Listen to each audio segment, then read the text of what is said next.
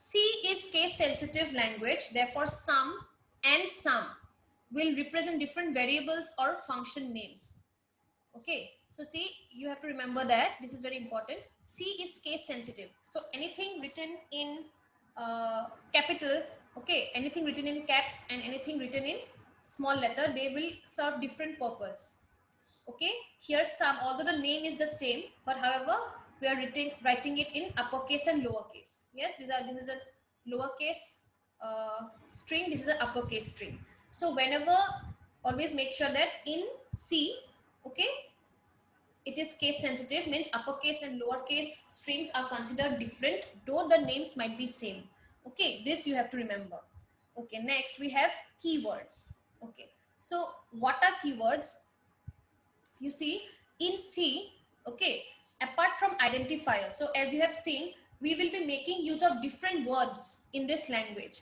One you have seen already, that is identifier, which we use to name, okay, which we use to refer to variables, functions, okay, symbolic constants. So here we can use any name that we wish to. Okay, so these are not predefined. Okay, these are not predefined in the compiler. Fine. So these can be used, you can use any variables that you want to. It is up to the user or the programmer. Okay, it is up to the programmer what he or she would use as a variable name, as a function name, as a symbolic name, and so on. Okay, so here we are simply talking about names. Now there are also some words, okay, which are reserved as keywords, which serve some specific purpose. You cannot simply use it wherever you want to. Okay, so there are many keywords in the C language. So these are called the reserved words. So let me just edit here. These are also called the reserved words, means these are reserved for some specific purpose and you cannot use it wherever you want to. Okay, so they have a meaning, they provide a meaning.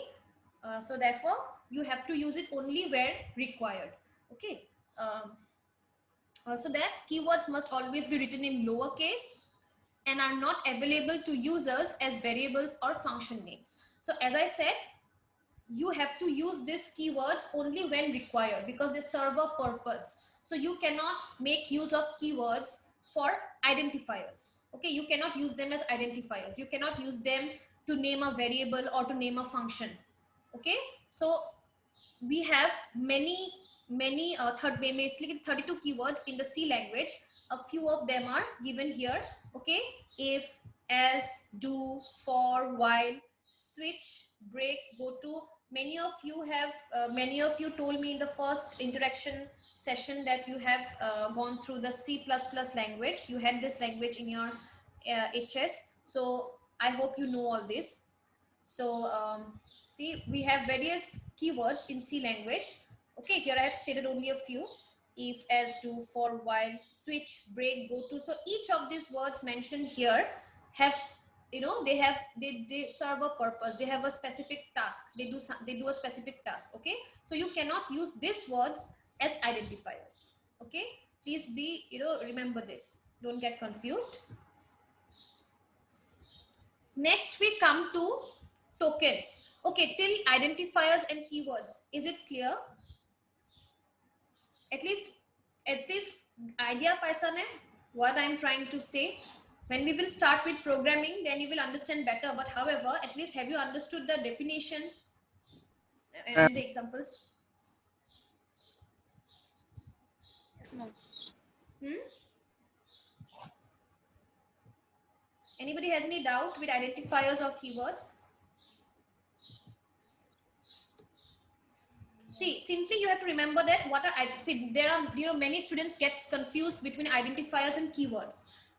Difference is identifiers are used to identify something. Okay, whenever you are to refer to something, you use a name. That is what an identifier is. Yes, any object that you see around you has got a name, and even if it doesn't have a name, we give it a name. Yes, we would give it a name so that next time when we talk about it, we would call it by that name. That is all. Okay, so those names can be used with variables. Okay, we can use those names as variables, as functions. Okay, function names as symbolic constants. So that is what identifiers are, simple. Okay, keywords, even, keywords are different from identifiers in the sense that These are reserved words. Reserved means they are reserved to perform a particular task. They serve a different purpose. Okay, they serve a different meaning. So you cannot use the reserved words or the keywords that we have in C like identifiers. Okay, you cannot use these words to name, okay, as a name for a variable or as a name for a function or symbolic constant. Okay, so you have to use these reserved words wherever you have to use it, wherever it is needed. Okay, so they, as I said, they serve a particular purpose, so you have to use it wherever you need to use it. You cannot use it as names for variables, functions. Fine. So we will understand this better once we start doing programs. Okay, next we have well, let me tell you that we have only 10 minutes left for this session to end. Please join back. Okay, using the same link. Okay, see now, next we have token. So what is a token? Okay, just as we have the smallest unit of matter is an atom. Yes, you all of you know about this. The smallest unit of matter, okay, anything that you see around is a matter. Okay, matter can be a solid, liquid or gas. And the smallest unit, you go on breaking matter, you get molecules. You go on breaking the molecules, you get what? Atoms. Yes, so atom is the smallest unit. So likewise in C we also have some tokens. Okay, so token is also the basic unit of C language. Okay, even in C language we have tokens. Tokens are just like atoms. It is the smallest unit of the C language. Here we have 6 types of tokens.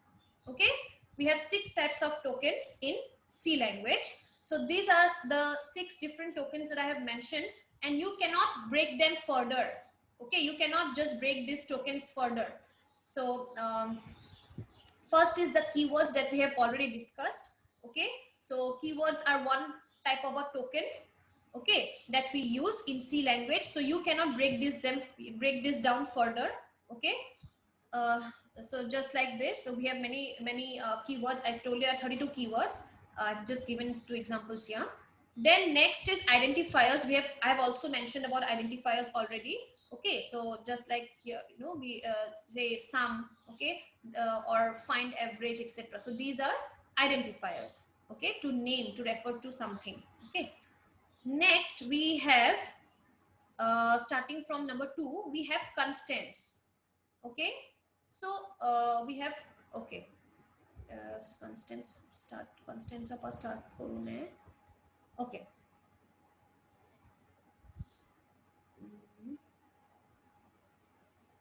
okay, next is we have constants. Now what are constants? I told you constants are something that has got a fixed value. Okay, the numbers, okay, numbers are always fixed, they do not change.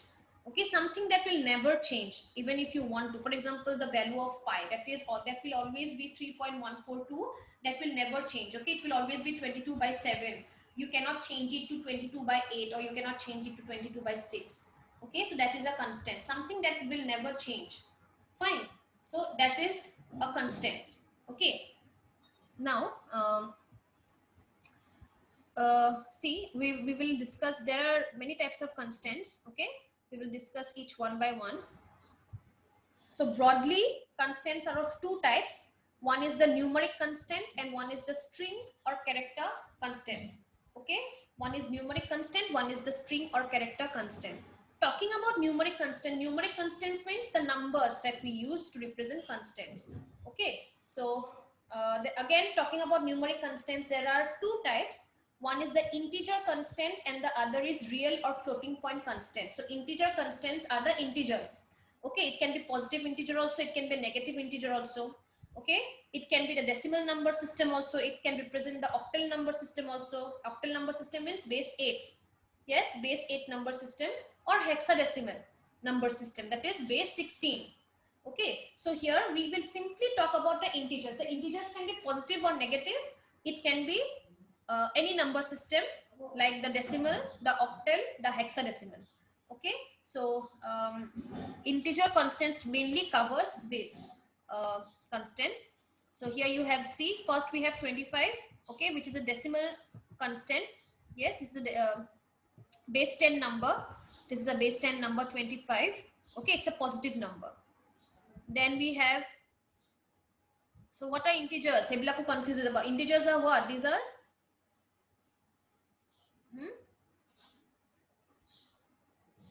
these are the whole numbers. Okay, actually whole numbers koleo wrong hobo. These are all the positive and negative numbers on the number line. Okay, but here we do not represent the decimal part. Okay, we do not have a fractional part in integers. Okay, so either it will be a 0, it will be a negative number, or it will be a positive number, but there will be no decimal values. Okay, there will be no decimal values here, no fractional part. Okay, so this is a positive number, this is a negative number, minus 45. Then we have 043. So usually in base 10 number system, that is the decimal number system, we don't write any number beginning with 0, because 0 has got no value in decimal number system. Yes, but whenever you come across, okay, any such number like 043, always remember that this type of numbers represent the octal number system, which is the base 8 number system. So base 8 number system always begins with a 0. You have to write a 0 in front to differentiate it from the decimal numbers. Okay, so if somewhere you get 43, okay, and 043. So if you get these two numbers, don't say that these two numbers are the same, because 43 is decimal number system, okay, and 043 is in octal number system. Okay, so this is base 8 and this is base 10. Fine. So all octal number system begins with 0. Next we have 0x88. So what is 0x88? This number, this type of numbers are hexadecimal numbers. So hexadecimal numbers always begins with 0 capital X or 0 small x. Okay, and they also have few letters like A, B, C, D, E, F. Okay, they also make use of some letters because these are base 16. Okay, so they may need to make use of some more characters to represent numbers.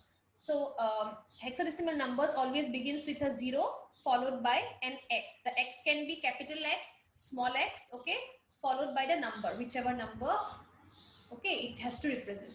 So here we have seen all the different forms of numbers here. So these are nothing but all are integers, and the integers can be negative or positive integers, but we do not have fractional part here. So that is what the definition for integer is. We do not have fractional part, we have whole numbers. Next, we talk about the floating point or real constant. So these are those numbers which will be having fractional parts. That means you will be having a decimal point, and after that you will be having some digits. Yes, the decimal number, what you say, the decimal numbers that we use, okay, with points. So here you see 0. So it can also be positive or negative. Okay, it can also be positive, negative. Basically it also represents exponential numbers. Fine, after point you can have exponential numbers, like you can also have exponential numbers here. So here you see 0.25. Okay, so wherever you use decimal points, those are all real or floating point numbers. 0.25, then minus 1.36, then we have 0.218 E6. So what is E6? E means 10 to the power 6. So this is in the exponential form. Okay, E means 10 to the power something. Okay, so this is the exponential notation. So 0.218 E6 means 0.218 into 10 to the power 6. So this is how we write it in a shorter way. Fine. Next, again, what do we have? Minus 1.0 e to the power 12. So e means 10 to the power 12. Okay. So if you just compare between the two, here we do not have the decimal part or the fractional part. Here we will make use of the fractional part. We can also represent exponential numbers using floating or real point constants. Okay. Okay, next what do we have? Okay, so we have discussed the first type of constant, the numeric constant. Okay, we have seen the two types, the integer and the decimal. Next, we will look at the second bigger type of, broader type of constant, which is the string or character constants. Okay, so string or character constants. Now we will look at each one by one. So first we'll look at single character string constant. Okay, so string or character constants are again of two types. One is the single character string constant and the other is string of characters constant. So you see single character string constant, here we have single characters. Okay, so these here also we will be making use some characters. Okay, we will be making use of the characters, can be anything. It can be a digit, it can be a letter, it can be a symbol, it can be an operator, it can be anything. Characters can be anything. It need not necessarily mean it has to be an alphabet. No. Okay, so